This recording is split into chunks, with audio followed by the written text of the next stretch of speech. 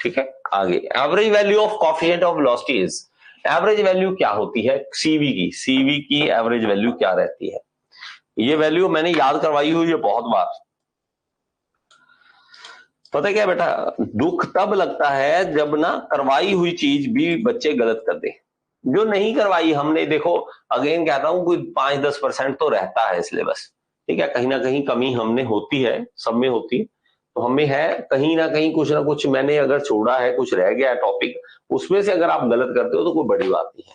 लेकिन जो चीज आपको मतलब करवाई है और उसको आप गलत करते हो, तब थोड़ा सा दुख लगता है मन को कि बच्चे क्या कर रहे हैं आप क्या करें? 7 6 5 4 3 2 1, great.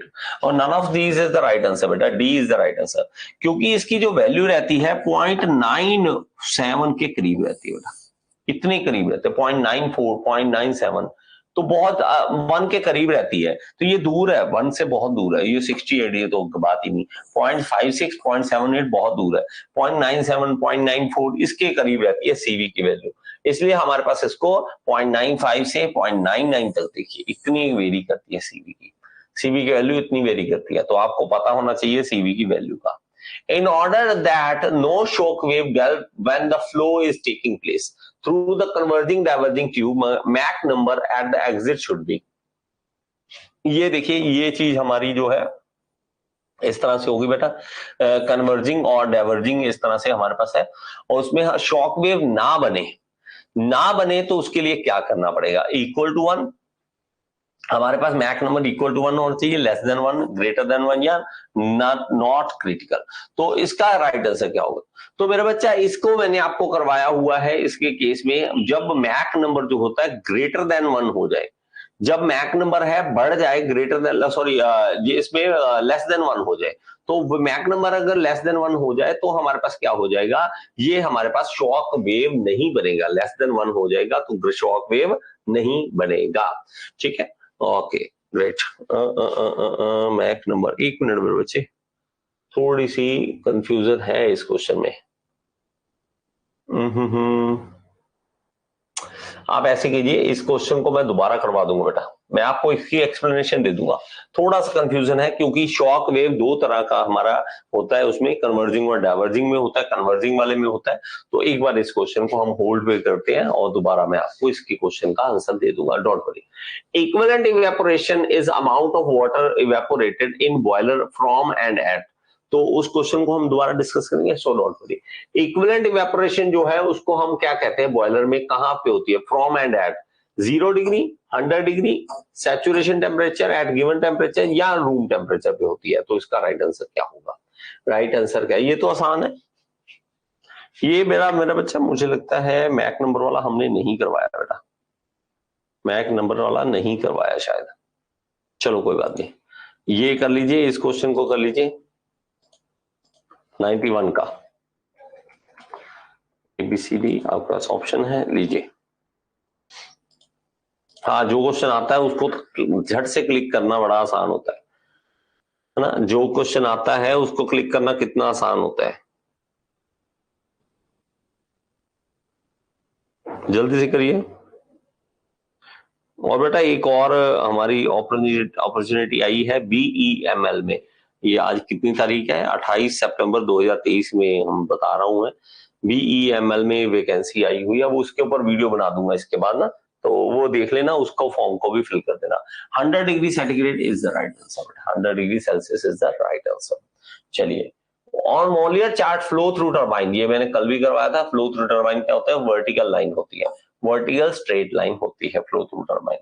The evaporation of 15.653 kilogram of water per hour from and at 100 degree centigrade, कहता है कि 15.653 किलोग्राम इतना वाटर जो है इवेपोरेट हो जाए 1 घंटे में, 1 घंटे में, तो उसको क्या कहेंगे? Evaporation capacity, factor of evaporation, equivalent evaporation, या 1 बॉयलर एचपी? तो इसका राइट आंसर जल्दी से बता दीजिए। 93 का, लीजिए बच्चे।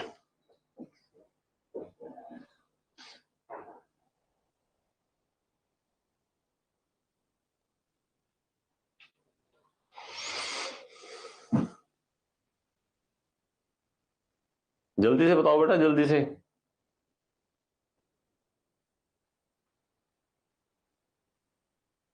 चलिए, नहीं, अब सबने अलग अलग आंसर दे दिया।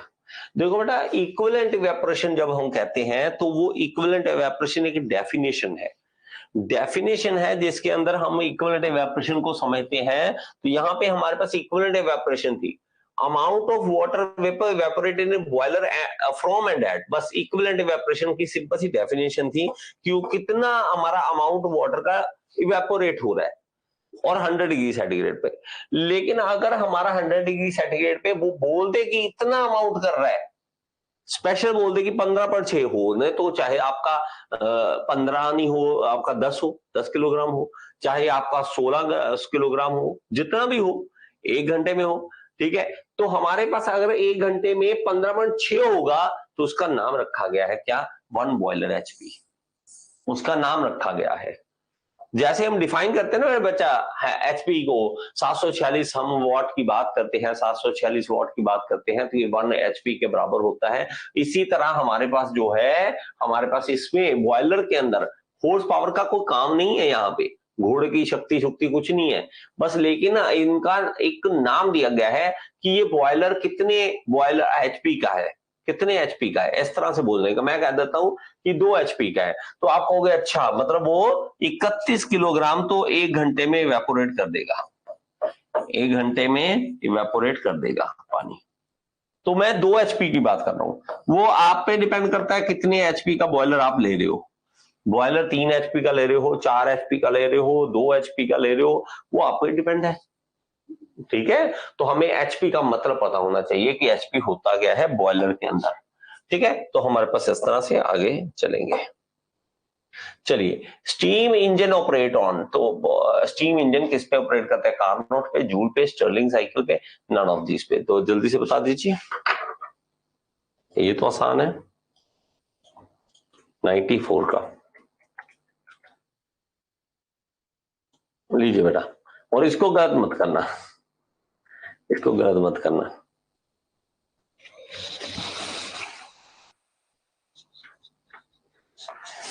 जल्दी से,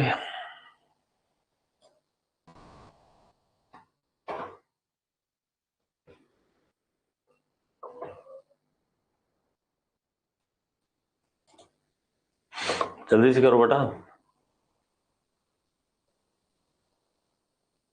नन ऑफ दी, शाबाश। इसमें से कोई नहीं है बेटा, ये हमारा कौन सा होता है, रैंकाइन होता है, रैंकाइन। और रैंकाइन साइकिल चलता है, ना कि किसी और साइकिल में चलता है, रैंकाइन साइकिल होता है बेटा। ये बी किसी ने आंसर दे दिया, जूल साइकिल। जिसने आंसर जूल साइकिल दिया भाई साहब, चुपचाप पढ़ो अभी, ठीक है। 2024 पे टारगेट करो, 2023 पे टारगेट मत करो, 2024 पे टारगेट करो। Number of drums in Benson steam generator is, हमारे पास क्या होता है, नो ड्रम। इसके बेंसर के अंदर कोई भी ड्रम नहीं होता। The pressure and temperature at the end of compression stroke in the petrol engine, petrol engine में हमारे पास एंड कंप्रेशन स्ट्रोक पे क्या होगा, हमारे पास प्रेशर और टेम्परेचर। तो वो प्रेशर जो होगा 6 से लेके 12 किलोग्राम पर सेंटीमीटर स्क्वायर और 250 से लेके 300 डिग्री सेंटीग्रेड होगा। तो B is the right answer. चलिए आगे, ठीक है, आगे चलते हैं। Heat engine utilises the calorific value of oil, low heat value, high heat value या मीन हीट वैल्यू। मेरा बच्चा, इस क्वेश्चन को अगर आप सर्च करोगे तो थोड़ी सी कंफ्यूजन आपको हो जाएगी। इस क्वेश्चन को ध्यान से समझना, इस क्वेश्चन को ध्यान से इसलिए समझा क्योंकि क्वेश्चन ही थोड़ा सा अजीब सा है। हीट इंजन में 2 तरह के हम सोच लेते हैं। कैसे है, एक तो होता है कि आईसी इंजन, आईसी इंजन जैसे कि हम कार में यूज करते हैं। आईसी इंजन की बात करें तो हमारे पास क्या है, पेट्रोल इंजन है, डीजल इंजन है, ये वाले इंजन है। और दूसरे आ जाते हैं हमारे पास, जैसे कि हमारे पास बॉयलर में जो यूज करते हैं। तो बॉयलर में हमारे पास क्या है, बॉयलर में हम यूज कर रहे हैं एक्सटर्नल, जब हमारे पास हीट जो है एक्सटर्नली चल रही है और उसको यूज कर रहे हैं, हीट को आगे जाके टरबाइन के थ्रू घुमा के हम यूज कर रहे हैं, तो वो हमारे पास आ जाता है। तो इस क्वेश्चन को थोड़ा सा वैसे गलत बनाया गया है। कुछ बुक्स में आपको ये मिलेगा कि लो हीट वैल्यू इसका आंसर मिलेगा, कुछ बुक्स में आपको हाई हीट वैल्यू मिलेगा, किसी आपकी वेबसाइट में बी आंसर है, किसी वेबसाइट में आपका सी आंसर है।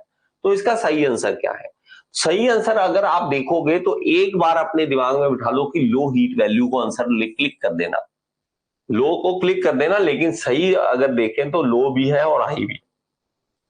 अगर तो आईसी इंजन की बात करें, आईसी इंजन की बात करें तो आईसी इंजन में मेरा बेटा हमेशा लो हीट वैल्यू को यूज करते हैं, लो हीट वैल्यू को।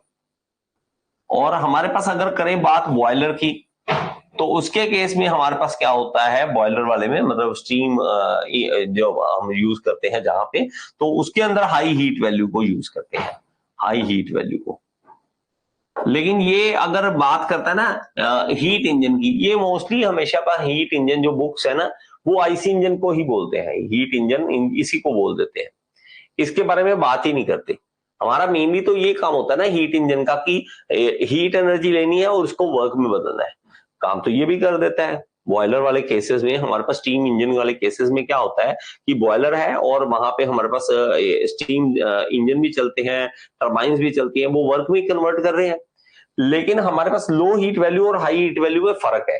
क्या फर्क है? लो हीट वैल्यू में हमारे पास डिफरेंस क्या आ जाता है बेटा, हमारे पास होता है कि एक हाइड्रोजन और कार्बन होता है हमारे पास, किसके अंदर, हमारे एक फ्यूल के अंदर हाइड्रोजन और कार्बन होता है।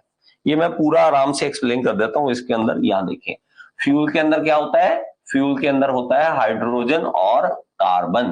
अब हाइड्रोजन जब ऑक्सीजन के साथ रिएक्ट करता है तो H2O बना देगा, H2O बना देगा, ठीक है। तो हमारे पास 2H2 ये इस तरह से बना देंगे, तो ये हमारे पास बना देगा H2O बना देगा। तो H2O जब बनाएगा मेरा बच्चा, तो ये इक्वेशन आप बैलेंस कर लेना बेटा, कहीं ना कहीं बैलेंस ना हो तो अगर 2H2 है H2O बनाएगा, तो ये हमारे पास हाइड्रोजन और ऑक्सीजन ये इस तरह से। चलो बैलेंसिंग बाद में देख लेना बेटा, बैलेंसिंग का गड़बड़ बाद में देखेंगे, तो कहीं ना कहीं गड़बड़ हो जाए तो वो प्रॉब्लम हो जाती है। चलो एक बार इसको देखो, हम क्या करते हैं मेनली क्या बन जाता है, हाइड्रोजन और ऑक्सीजन मिलके क्या बन गए, H2O बना देंगे। तो हमारे पास क्या आ जाएगा, कार्बन जब मिलेगा तो कार्बन डाइऑक्साइड बना देगा। तो लेकिन हमारे पास जब पानी निकलता है, मतलब पानी के वेपर्स बनते हैं बेटा, पानी के वेपर्स बनते हैं, इसके अंदर जो पानी स्थित होगा, इसके अंदर पानी होगा, उसके वेपर्स बनते हैं। और अगर वो वेपर कंडेंस होते हैं तो अपनी हीट को छोड़ते हैं, लेटेंट हीट ऑफ वेपराइजेशन को छोड़ते हैं। जब इसकी हीट को लें तो उसको हम हाई हीट वैल्यू बोलते हैं, हाई हीट वैल्यू। जब हमारे पास वेपर की हीट को भी, वेपर की हीट को भी साथ में ले, और अगर वेपर की हीट को साथ ना लें उसको हम लो हीट वैल्यू बोलते हैं, लो हीट वैल्यू बोलते हैं। और हमारे पास अगर देखें तो ही देखो higher heat value, lower heat value, ये सब कुछ इसके अंदर है, ठीक है। तो ये लोअर हीट वैल्यू जो है, लोअर हीट वैल्यू यहां पे देख सकते हैं। तो अगर HCV में हायर हीट वैल्यू में से हीट ऑफ वेपराइजेशन माइनस कर दें तो ये हमारे पास क्या बन जाएगा, ये लोअर हीट वैल्यू बन जाएगा। तो आपने लोअर हीट वैल्यू को क्लिक कर देना है। ओके चलिए आगे। The reason for supercharging in any engine is, क्यों करते हैं बेटा सुपर चार्जिंग क्यों करते हैं, सुपर चार्जिंग क्यों करते हैं इसको बताना है आपने। 98 का लीजिए, सुपर चार्जिंग क्यों करते हैं इंजन की, increase efficiency, increase power, reduce weight, किस लिए करते हैं।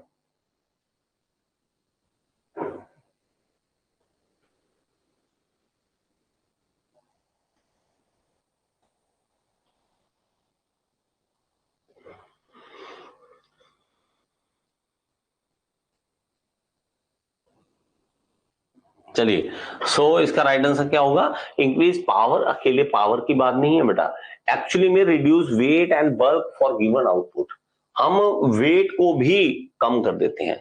बेटा देखो अगर आप इस चीज को देखोगे, हमारे पास पावर तो बढ़ रही है, ऑब्वियसली पावर बढ़ाते हैं हम कहीं ना कहीं इसका, लेकिन इसका मेन मकसद होता है रिड्यूस वेट।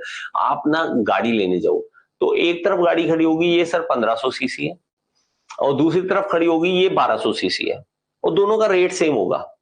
आप कहोगे सर ये 1200 सीसी वो 1500 सीसी, रेट क्यों सेम है? सर 1200 सीसी वाले में टर्बो लगा हुआ है, टर्बो लगा हुआ है, इसलिए ये हमारे पास रेट सेम है, लेकिन उसमें सीसी कम है लेकिन पावर ज्यादा दे रहा है, वेट कम है वेट कम है 1200 सीसी, अगर साइज उसका छोटा ही होगा ऑब्वियसली, 1500 ज्यादा 1200 कम, 1200 सीसी का वेट कम हो जाएगा और साइज भी कम हो जाएगा, लेकिन पावर उतनी दे रहा है 1500 सीसी, इवन उससे भी ज्यादा देता कई बार।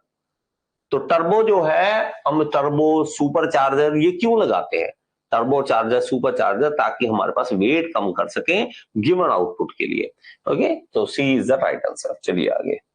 The following volume of air is required for consuming 1 liter of fuel by a 4-stroke engine. 4-stroke engine में अगर 1 लीटर का तेल जलता है तो उसमें कितने मीटर क्यूब का हम एयर रिक्वायर्ड होगी, 1, 2.5, 5 या 9 से लेके 10। तो इसका राइट आंसर बताइए बेटा। 99 का लीजिए।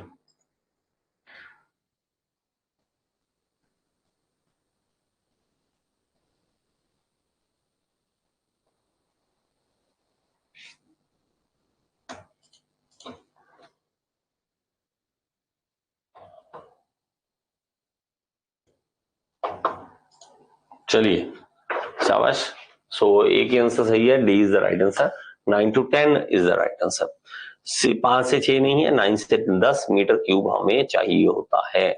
तो आप अगर देखोगे एयर फ्यूल रेशियो को भी देख लो यार, है ना, एयर फ्यूल रेशियो देखते हो उसमें भी तो आपको पता लग जाता है, एयर फ्यूल रेशियो देखते हो उसके में आइडिया मिल जाता है। तो 9 से लेके 10 लीटर मीटर क्यूब हमें चाहिए होता है।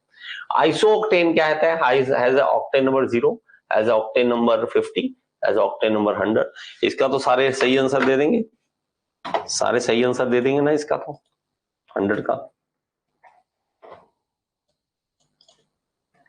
लीजिए बताइए, इसका तो सारे आंसर दे देंगे, शाबाश। So C is the right answer, has octane number 100। 100 octane number होता है, उसको हम आइसो ऑक्टेन बोलते हैं, आइसो ऑक्टेन बोलते हैं। चलिए, the efficiency of diesel cycle approaches to Otto cycle efficiency when cut off is increase, cut off is decrease, cut off is 0 या कट ऑफ इज कांस्टेंट। इसका राइट आंसर क्या होगा? तो डीजल इंजन की, diesel cycle की efficiency Otto cycle के बराबर हो जाती है जब, कब होती है? तो आपको ऑप्शन बता रहा हूं यहाँ पे, 101 लीजिए, इसको क्लिक कर दीजिए बेटा।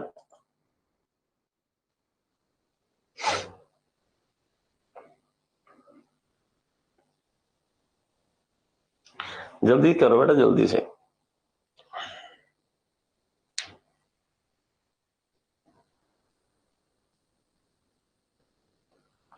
चलिए, नहीं पता क्या, जल्दी करा करो यार।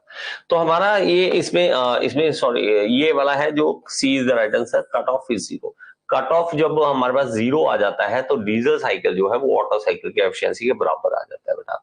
तो हम देखते हैं डीजल साइकिल में एफिशिएंसी जो है इस तरह से फॉर्मूला होता है, ऑटो साइकिल में इस तरह से होता है। और हमारा अगर कट ऑफ 0 कर दे, कट ऑफ 0 कर दे तो हमारे पास क्या हो जाएगा, हमारे पास ये सिर्फ 0 आ जाएगी। तो ठीक है, मतलब 0 इज इक्वल टू 1, 1 आ जाएगी। तो 1 आ जाएगी तो हम क्या कर देंगे, इसमें यही एफिशिएंसी बन जाएगी, किसकी, डीजल और ऑटो बराबर हो जाएंगे, 1 हो जाएगा इसका। तो हमारे पास ये 0 माइनस 1 1 आ जाएगा, तो हमारे पास ये भी 1 आ जाएगा, तो 1 1 रह जाएगा। तो ये हमारे पास आ जाएगा 1 इक्वल, इसके साथ मल्टीप्लाई करके यही रह जाएगा, तो ऑटो बन जाएगा ये। ठीक है, तो हमारे पास इस तरह से 0। ओके, चलिए आगे चलिए। High carbon content in diesel oil used for diesel engine leads to, अगर कहता है हाई कार्बन कंटेंट है डीजल ऑयल में, डीजल ऑयल में हायर कार्बन कंटेंट है डीजल इंजन के अंदर, तो क्या होगा, production of highly corrosive gases corrode the cylinder wall and exhaust system, excessive engine wear, damaging of both the storage tank and engine, deposition on the engine parts, engine part के ऊपर deposition हो जाएगी। तो क्या हो जाएगा इसका, carbon, high carbon content अगर आ जाए 102, लीजिए बेटा जल्दी से बता दीजिए, ऑप्शंस आपके सामने दिख रहे होंगे।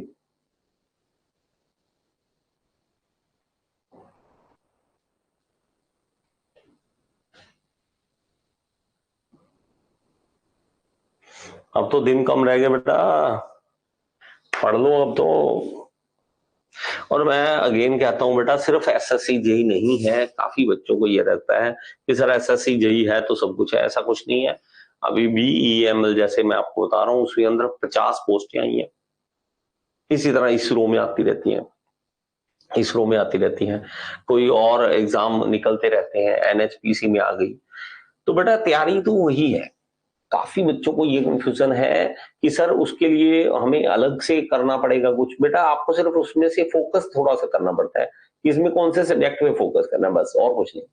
पढ़ने तो एक्चुअल में सारे ही पढ़ते हैं, पढ़ने तो कहीं छोड़ना कुछ नहीं होता कि सर मैं छोड़ दूं इस सब्जेक्ट को, इस सब्जेक्ट को छोड़ दूं, बिल्कुल नहीं छोड़ सकते। पढ़ना तो आपको सारे ही पढ़ेंगे।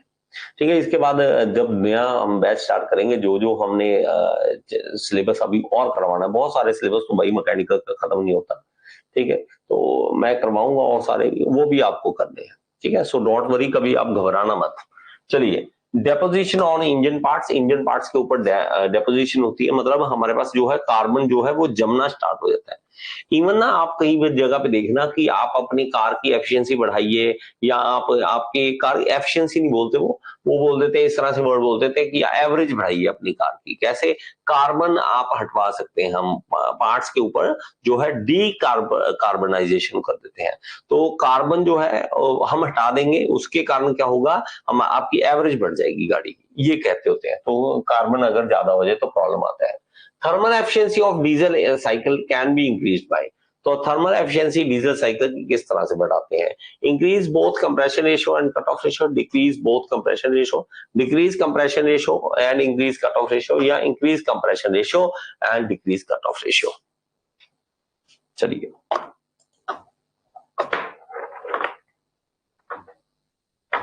BP, HPCL, BPCL. देखिए बेटा मैं आपको बताता हूं, बीटेक लेवल, ठीक है, 103 का, 1 मिनट बैठे।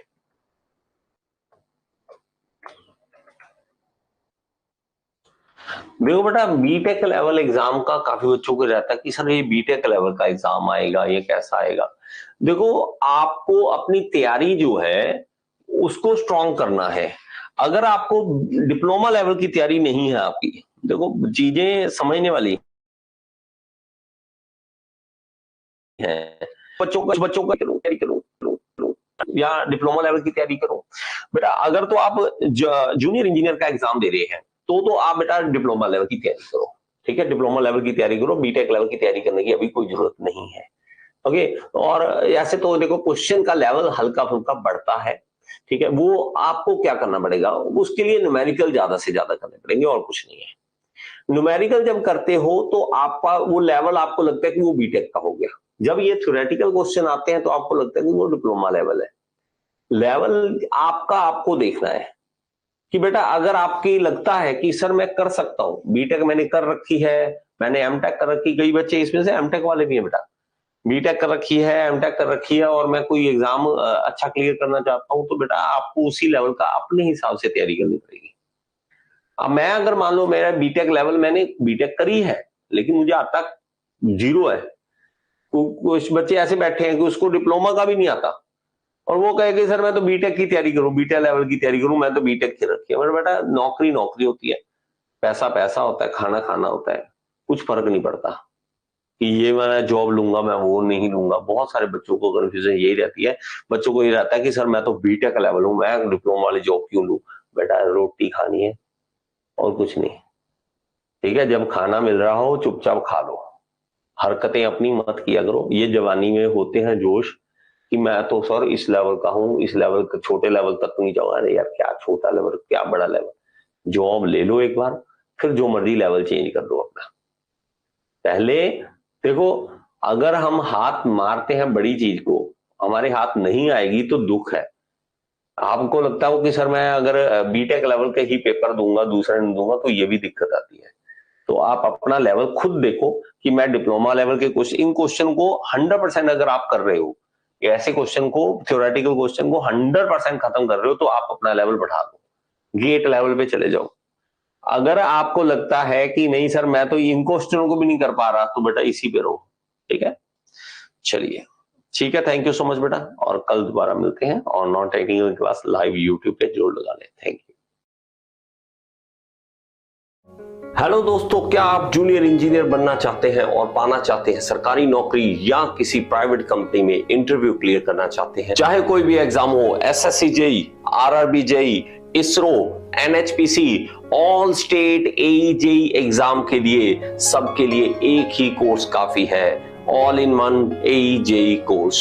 इस कोर्स में आपको मिलेंगी live classes, recordings, PDF notes, test जो आपको हेल्प करेंगे आपके एग्जाम को क्लियर करने में। इसके अलावा आपको जो भी डाउट्स है आप मेरे से डायरेक्टली पूछ सकते हैं। तो देर ना करें, आज ही ज्वाइन करें all in one AE JE course.